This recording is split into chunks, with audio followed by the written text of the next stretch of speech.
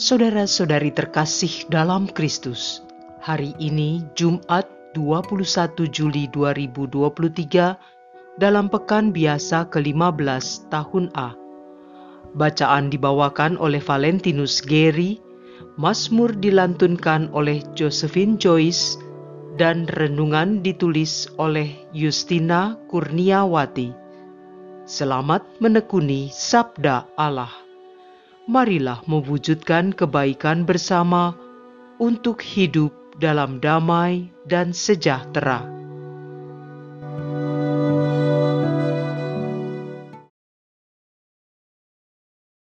Dalam nama Bapa dan Putra dan Roh Kudus. Amin. Selamat pagi Allah Bapa yang Maha Kudus. Puji dan syukur kami haturkan kepadamu atas pemeliharaan sepanjang malam tadi. Pagi ini sebelum kami beraktivitas, kami ingin mendengarkan sabdamu sebagai pelita hidup kami hari ini.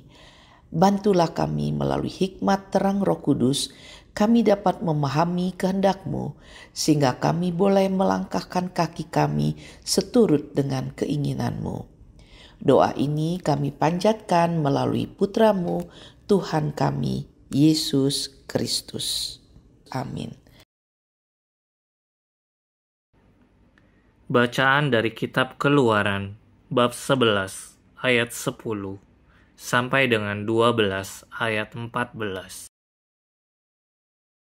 Musa dan Harun telah melakukan segala mukjizat di depan Firaun. Tetapi Tuhan mengeraskan hati Firaun, sehingga ia tidak membiarkan orang Israel pergi dari negeri Mesir. Maka bersabdalah Tuhan kepada Musa dan Harun di tanah Mesir, bulan ini akan menjadi permulaan segala bulan bagimu. Bulan yang pertama bagimu tiap-tiap tahun. Katakanlah kepada segenap jemaat Israel, pada tanggal 10 bulan ini, hendaklah diambil seekor anak domba oleh masing-masing menurut kaum keluarga, seekor untuk tiap-tiap rumah tangga. Tetapi jika rumah tangga itu terlalu kecil jumlahnya untuk menghabiskan seekor anak domba, maka hendaklah ia bersama-sama dengan tetangga yang terdekat mengambil seekor menurut jumlah jiwa. Tentang anak domba itu, kamu buatlah perkiraan menurut keperluan tiap-tiap orang. Anak domba itu harus jantan, tidak bercela, dan berumur setahun. Boleh domba, boleh kambing.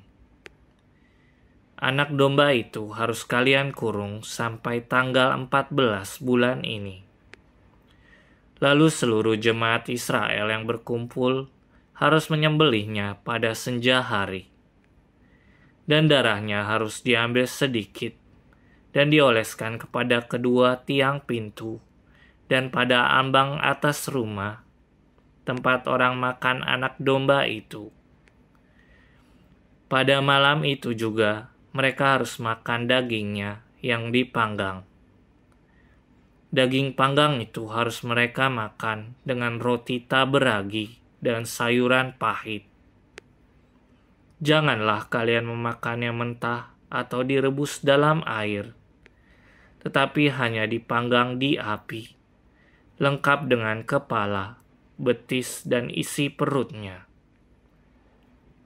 Janganlah kalian tinggalkan apa-apa dari daging itu sampai pagi. Apa yang tinggal sampai pagi harus dibakar habis dalam api. Beginilah kalian memakannya: pinggang berikat, kaki berkasut, dan tongkat ada di tanganmu. Hendaklah kalian memakannya cepat-cepat. Itulah Paskah bagi Tuhan. Sebab pada malam ini aku akan menjelajahi negeri Mesir, membunuh semua anak sulung, baik anak sulung manusia maupun anak sulung hewan, dan semua dewata Mesir akan kujatuhi hukuman. Akulah Tuhan. Adapun darah domba tersebut menjadi tanda bagimu pada rumah-rumah tempat kalian tinggal. Apabila aku melihat darah itu, aku akan melewati kalian. Jadi tidak akan ada tulah kemusnahan di tengah kalian pada saat aku menghukum negeri Mesir. Hari itu harus menjadi hari peringatan bagimu, dan kamu harus rayakan sebagai hari raya bagi Tuhan turun-temurun. Hari itu harus kalian rayakan sebagai suatu ketetapan untuk selama-lamanya.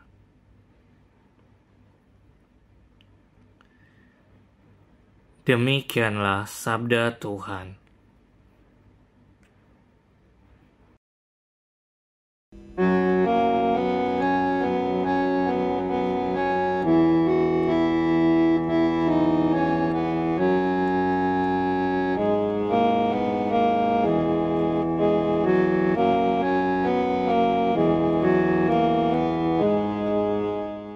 Aku akan mengangkat piala keselamatan dan akan menyerukan nama Tuhan.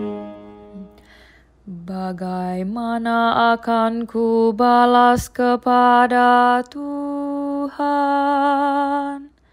segala kebaikannya kepadaku?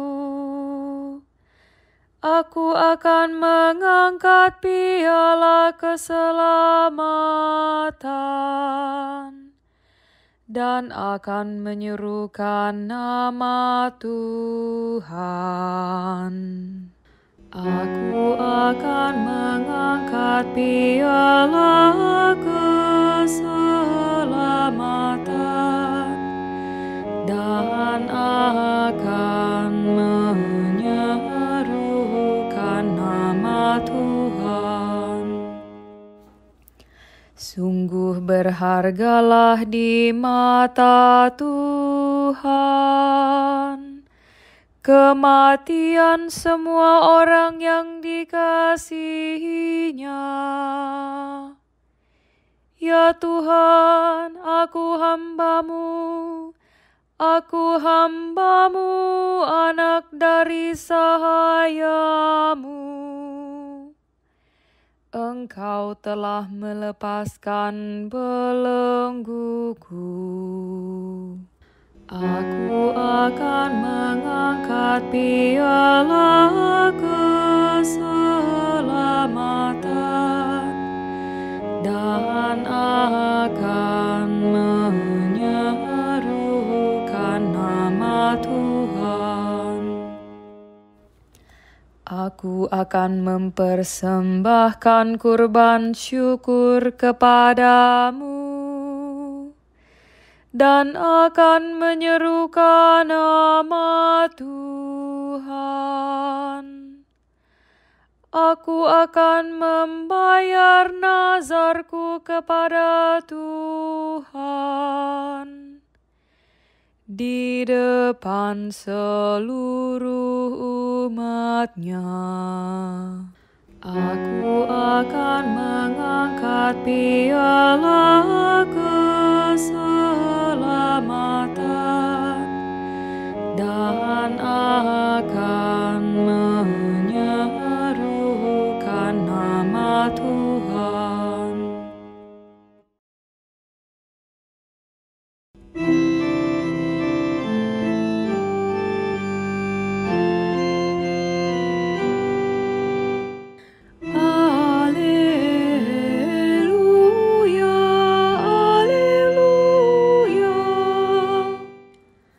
Domba-dombaku mendengar suaraku, sabda Tuhan.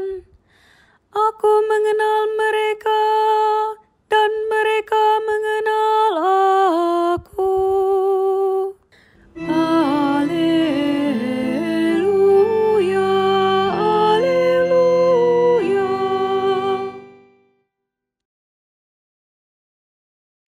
Inilah Injil suci menurut Matius, bab 12, ayat 1 sampai dengan 8. Pada suatu hari Sabat, Yesus dan murid-muridnya berjalan di ladang gandum. Karena lapar, murid-muridnya memetik bulir gandum dan memakannya. Melihat itu, berkatalah orang-orang Farisi kepada Yesus, "Lihatlah, murid-muridmu berbuat sesuatu yang tidak diperbolehkan pada hari Sabat."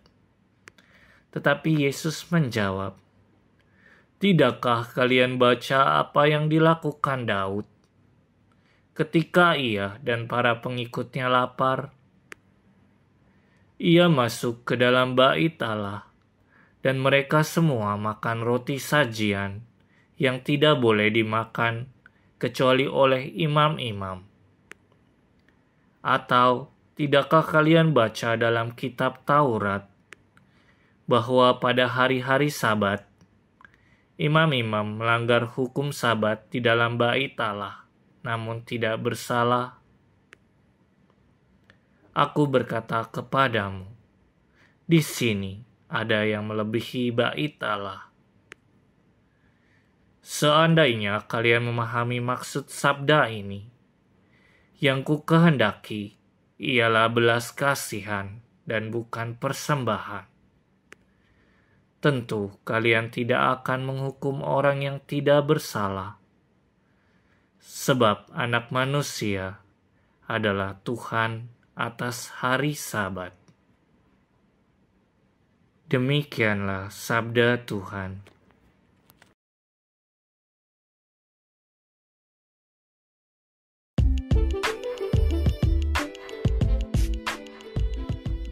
Kasih di atas segalanya. Renungan dibawakan oleh Justina Kurniawati.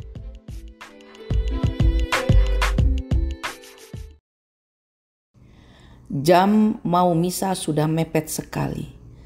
Sementara di pinggir jalan, saya melihat 2 orang muda asal Papua sedang menunggu kendaraan dengan membawa buku puji syukur. Pasti 2 orang ini akan pergi ke gereja yang sama. Saat itu kami langsung berhenti, kemudian memundurkan kendaraan untuk mengajak mereka bergabung ke dalam mobil kami. Tentulah kami perlu beberapa menit untuk berhenti dan menawarkan untuk ikut naik ke mobil. Dan biasanya mereka ragu-ragu untuk segera naik kendaraan kami, sehingga kami perlu meyakinkan mereka. Sementara saat itu, kalau kami datang ke gereja dengan waktu yang mepet, sulit sekali mencari tempat parkir dalam halaman gereja yang terbatas, dan kami harus jalan untuk masuk ke dalam gereja. Bukan itu saja, sulit untuk mencari tempat duduk yang bisa berdekatan dengan anggota keluarga, dan biasanya harus terpisah-pisah. Kalau mengutamakan aturan gereja, jam misa tidak boleh terlambat. Dalam keadaan seperti ini, apakah kita sudah benar? Seandainya kami mau tiba di gereja sebelum misa, harusnya kami tidak berhenti buang waktu untuk menawarkan tumpangan kepada kedua orang muda Papua tersebut. Tapi kalau kami tidak melakukan tindakan kasih untuk memberikan tumpangan, pastilah kedua orang tersebut akan lebih terlambat sampai ke gereja karena ketersediaan kendaraan umum tidak selalu ada. Kita sering dihadapkan dalam situasi yang dilematis ketika harus melakukan tindakan kebaikan atau kasih karena terbentur aturan dan hukum-hukum agama.